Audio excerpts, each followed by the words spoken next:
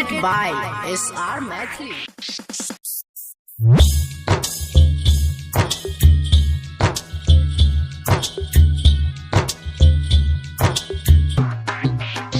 DJ Kranti,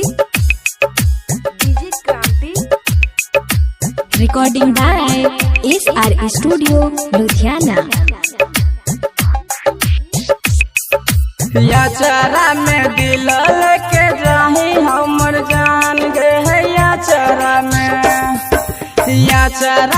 दिल लेके जाही हमर जान गे है या चरा में दिल लेके जाही हमर जान जैमी सैया जी के संग जी के करबो कि हम मर जेबोगे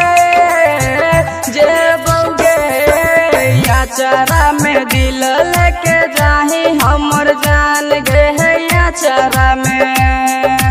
DJ Kranti,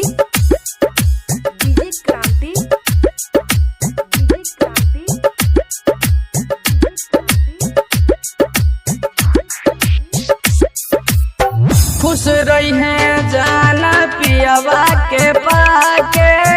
जाके अपन ससुराल गे जीवो को ना हम है गई सोना दुनिया तू दिलही उजार गे ससुरा में जाके सोहिया के पाके ससुरा में जाके सोहिया के पाके भूल जैमी हमर जान गे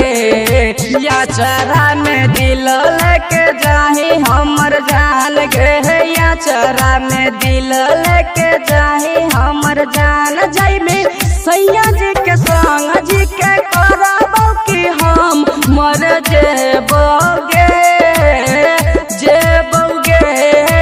या चरा में दिल लेके जाही हमर जान गे या चरा में। DJ Kranti,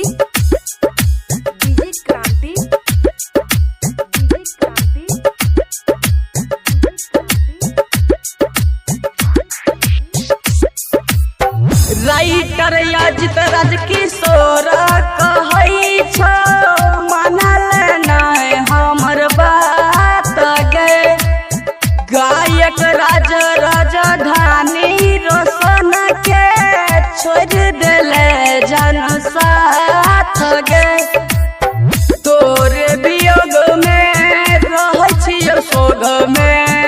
तोरे वियोग में रहै छियो सोग में तेजबौ अपना परान गे या चरा में दिल लेके जाही हमर जान गे या चरा में दिल लेके जाही हमर जान जैमी सैया जी के संग जी के करबो कि हम मर जइबोगे या चरा में दिल लेके जाही हमर जान गे या चरा में।